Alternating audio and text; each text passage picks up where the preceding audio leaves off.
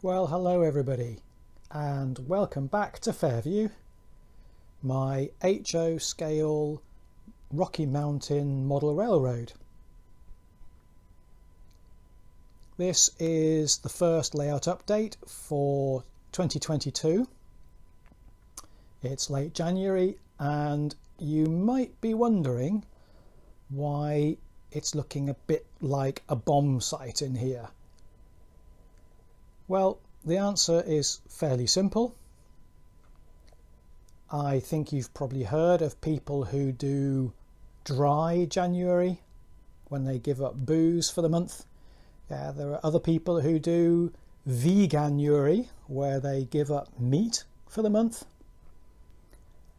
Well, for me, it's been staging January. When I was doing my review of the year just before the end of December, I came to realize that I was getting a bit stuck not having enough staging. The plans I've been developing, you can look back at the video if you're interested, the plans I was developing, which saw me kind of running through a cycle of services as part of an operating session, with me doing switching operations in between each of these major services running through the town of Fairview. Well, I couldn't really do that with the tiny amount of staging I had here in the yard.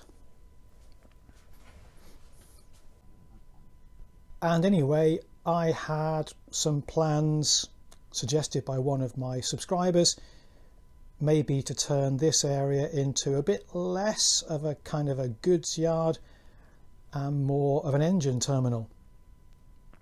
So the answer was pretty obvious. I simply had to bite the bullet and start to construct some staging. Now the thing is, I know all too well that that's easier said than done when you're putting staging in after the fact. Part of the reason why I was building Fairview in the first place was to learn some lessons. Well, this has been a pretty harsh lesson, because adding staging this late in the day has been a nightmare. I can't do anything outside of my model room. There's no space in the rooms all around.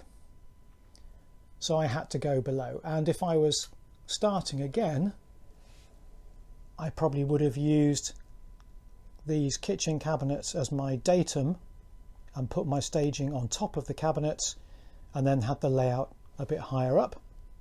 But I didn't do that.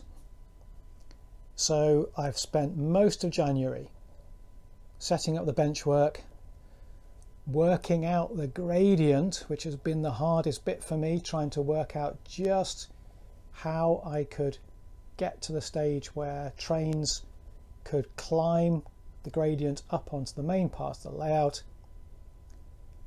And a big setback came when the track that I ordered, the package it came in, I decided to go with code 100 track this time because I thought that might make things a bit easier with stuff staying on the tracks down here where access is so difficult. But when the package of track came, the package had been bent at nearly 45 degrees and the track was ruined inside, or at least the full length.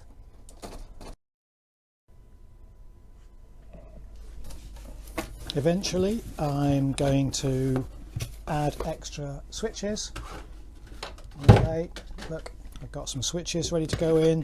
For the first time I've bought some point motors and the wiring and the switches, everything I'm going to need, I hope, at least to set up 3 or 4 sidings maybe.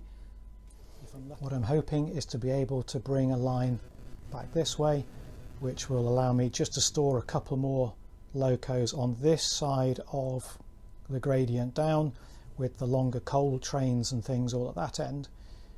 But that's all for next month. For the minute, I'm just happy that I've been able to set up the one train down here. So I'm going to quickly power her up and yeah, show you a train coming out of staging to join the main line.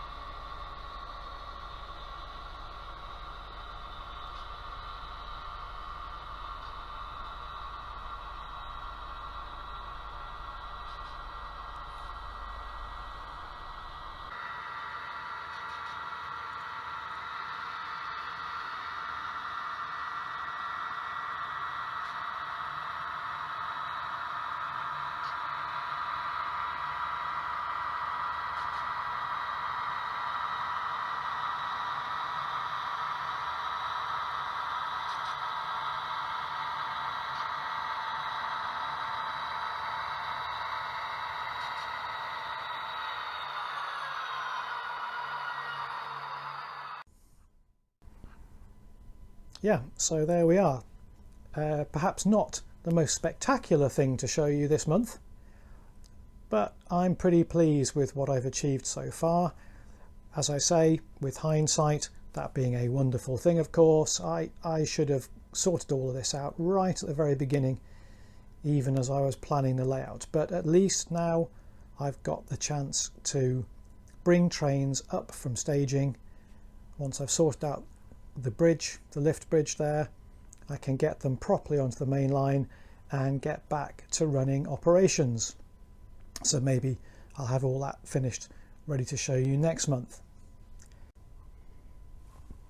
There is just one other thing to share with you. The eagle-eyed amongst you may have noticed that last month, when I was talking about my Kansas City Southern SD70 ACE, it was still set up only for DC operation.